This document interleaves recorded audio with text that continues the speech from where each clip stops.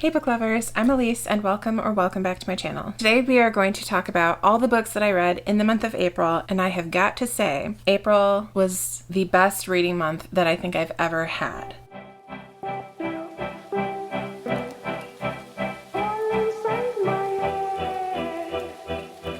In the month of April, I read 16 books, and half of those were 4-star or higher. There were only 2 5-stars this month, one of which was actually a reread of an old favorite of mine. So for the genre breakdown, I read 5 thrillers, 4 romance, 3 fantasy, 2 science fiction, 1 mystery, and 1 horror. And the top 3 moods of the books that I read were mysterious, tense, and dark, which makes a lot of sense since I read so many thrillers. Because my channel's so new, I'm still trying to find a good rhythm for my reading wrap-ups. I know I need to talk about the books, and while I like watching people go through every single book that they've read and tell me their thoughts on it, it's really monotonous for me to do that. I'm gonna try a couple things this time, little things that I've seen multiple people do. I'm hoping that I can kind of pick pieces here and there and have a good template that I can go off of when talking about the books that I read every month. One thing that I really like that I've seen a number of people do is talk about the books that really surprised them and talk about the books that really fell flat for them. First, I will just run through all 16 books that I read this month in the order that I read them and what I rated them. As far as my star ratings go, I rarely give out 1 stars because I think a book that I would rate 1 star is probably a book that I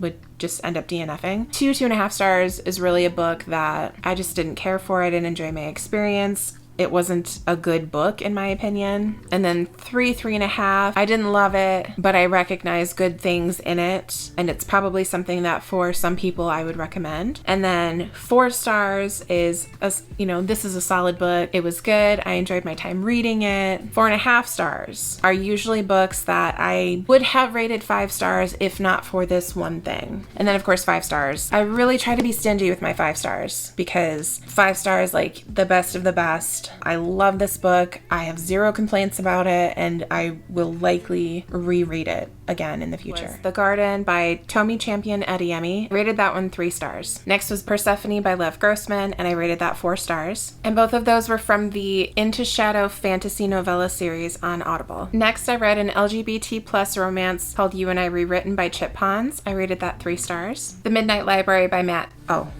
The Midnight Library by Matt Haig, which is a fantasy that I rated 2.5 stars. The Woman in Cabin 10 by Ruth Ware, which is a mystery that I rated 2 stars. The Unhoneymooners by Christina Lauren, which is a romance that I rated 4 stars. The Cabin at the End of the World by Paul Tremblay, which is a horror that I rated 3 stars. These next 5 I read in my 5 books in 5 days reading vlog where I focused on thrillers from Book of the Month. The first was The Wife Upstairs by Rachel Hawkins, which I rated 4 stars. The Writing Retreat by Julia Bartz, which I rated 4.5 stars. All the Dangerous Things by Stacey Willingham, which I rated 3.5 stars. Dark Matter by Blake Crouch, which I also rated 3.5 stars. And The Soulmate by Sally Hapworth, which I rated 4 stars. Then for my Emily Henry vlog, I read People We Meet on Vacation by Emily Henry, which I rated 4 stars. Then I did a reread of a favorite, and I read this book for the first time probably 15 years ago. I said it was my favorite book of all time. I figured it was time for a reread just so I could make sure that that was still the case, and it is. And that's The Time Traveler's Wife by Audrey Niffenegger, which of course is 5 stars. Then I read The Maidens by Alex Michaelides, which I rated 3 stars. And finally, to wrap up the month and finish out my Emily Henry vlog, I read Happy Place by Emily Henry, and I rated this 5 stars. Okay, so here's where I'm going to try to spice things up a little bit. Rather than go through every single book and tell you my thoughts, I'm going to focus on the ones that I really liked or really didn't like, as well as the ones that surprised me and the ones that let me down. Starting with the book that was the biggest letdown in April, All the Dangerous Things by Stacey Willingham. This follows Isabel. A year ago, her infant son Mason was abducted from his crib in the middle of the night. Now, a year later, he still hasn't been found. Most people presume him to be dead, but Isabel is holding out hope that she's still going to find him. So Isabel struggles with insomnia. Since her son was abducted, she hasn't been able to sleep aside from passing out, taking cat naps, things like that. Nothing that's really restful or restorative. And to try to keep her son's case alive, she tries to be a figure in the true crime arena. She goes on podcasts. She does talks and interviews, really just to keep the case alive and keep people talking about it in hopes of bringing her son home. This is my second Stacey Willingham. Last January, I read A Flicker in the Dark and I loved it. It was 5 stars. It was super atmospheric and I really connected with the writing style. Not so much for this one. It was kind of atmospheric. There's a lot of talk about really hot and muggy summer nights. Other than that, I mean, it wasn't terribly atmospheric. I rated this 3.5 stars, which, you know, is not a terrible rating. I fully recognize that this book is well written. It's well researched because of the content that's included in here, and the author does actually talk about that in the author's note at the end. She kind of goes over it a little bit more and talks about what she did to prepare for writing something like this, and I admire that. So for any standard thriller reader, I think you would enjoy this book. For me personally, I did not enjoy my experience. It is a great book. It's a great plot. I didn't see the twist coming, but at the same time, I did not enjoy myself. It was hard to read because of the things that happened in the book. There's a couple things in particular, one of which made me bawl my eyes out. It was hard to read. And I've read books before that are hard to read, especially for parents, like The Push by Ashley Audrain, but I enjoyed that one. And for some reason, this one I just didn't. So the content was kind of hard. It didn't sit well with me, but then there was also something that happened between Izzy and another individual, and it really got to me. I did not like it. It made me cry, and it put a sour taste in my mouth for the rest of the book and honestly kind of tarnished my enjoyment. But with that said, I will definitely still read more of what Stacey Willingham puts out in the future. And the book that surprised me the most in April was The Writing Retreat by Julia Bartz. This book follows Alex, and she's a writer. A lot of her friends group are writers, and she comes upon this opportunity to participate in a writing retreat. There's a prolific writer who's hosting this retreat at her estate. It's basically a contest. So she and 4 other writers have to basically compete. They have to present a unique writing idea to the author that's hosting. And then every day they have a certain word count that they have to hit. And by the time the month-long retreat is over, they're to have had finished their book. The book that wins is going to get a really, like a 7-figure publishing deal. And it's just a really good opportunity for any authors who have yet to be published. There's a lot of crazy stuff that happens in this book, incredibly atmospheric, and it has 2 very different tones. I said this when I did this for my 5 books in 5 days Book of the Month thriller reading blog, and since then I've heard other people say it as well, so I know it's not just me that has noticed this, but there's 2 very different tones. So the first half of the book is very like gothic horror vibes. It's very creepy, very atmospheric, and then about the halfway point something happens and it just quickly transitions to thriller mode. And for me, I think if it would have maintained that gothic horror atmospheric type tone through the entire book,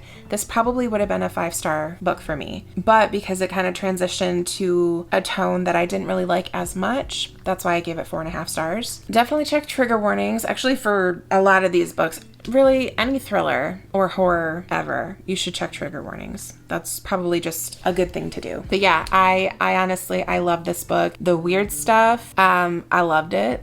It was weird, but I loved it. This one surprised me.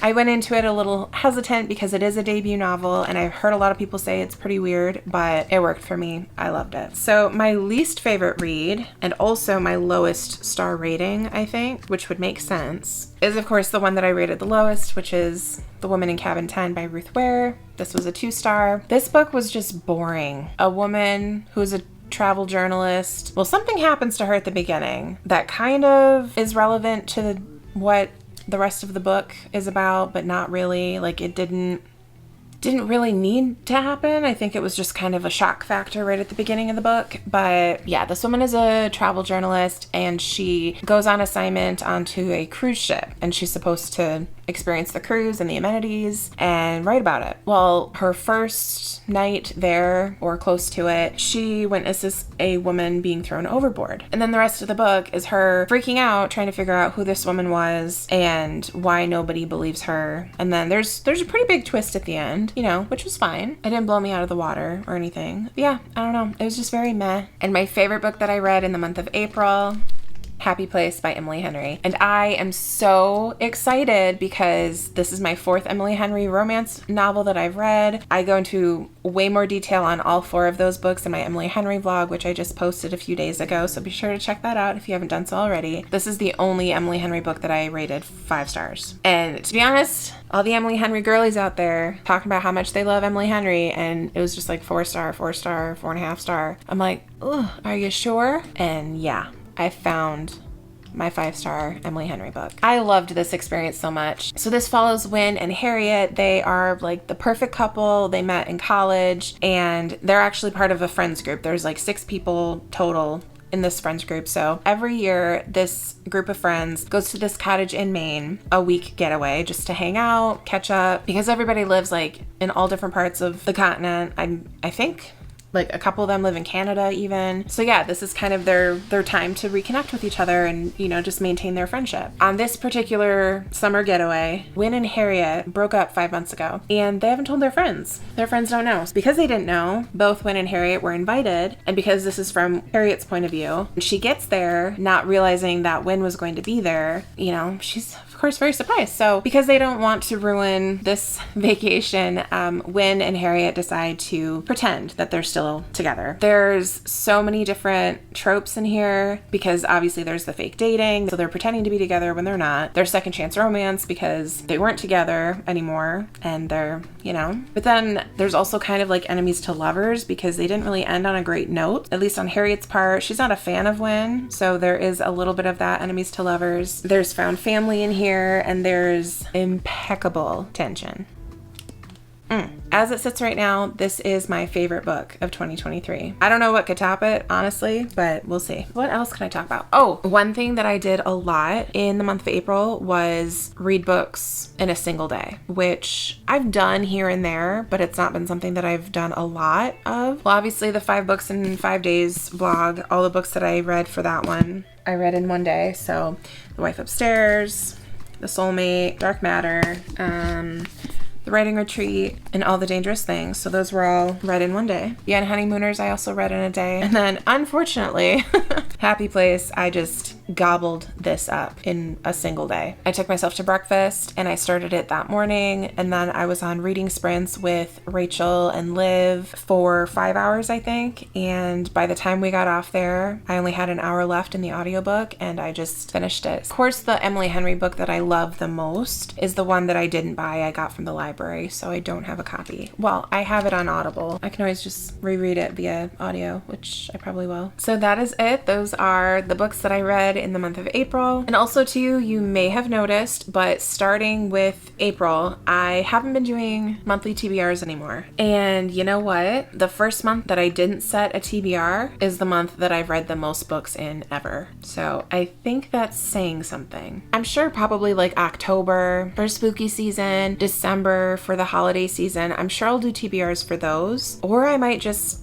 do like, I've seen people do the seasonal TBRs, so maybe I'll set one for summer next month, or just maybe like books that I hope to read soon. I don't want the stress of setting a TBR and having to follow that TBR, because then I don't know, it makes it not fun. And I'm such a mood reader that, you know, when I set a TBR, yeah, those books sound really great to me. But then when it's time to actually pick a book off my shelf and start reading, I don't want to feel like I have to read a certain book. So anyways, for now, I'm at least not going to be doing monthly TBRs. And also, I've noticed that of all my videos, my monthly TBRs are the ones that get the least amount of views. So I mean, that kind of tells me too that I don't know if people don't like watching them, or maybe it was just my style of doing them, but either way, it works for you guys as the viewers since you didn't really watch them, and it works for me because, like I said, I don't have the TBR stress. Thank you so much for watching. Please remember to like and subscribe, and let me know down in the comments below if we read any of the same books, and also let me know some of your favorite and least favorite books were that you read in April. Until next time, bye!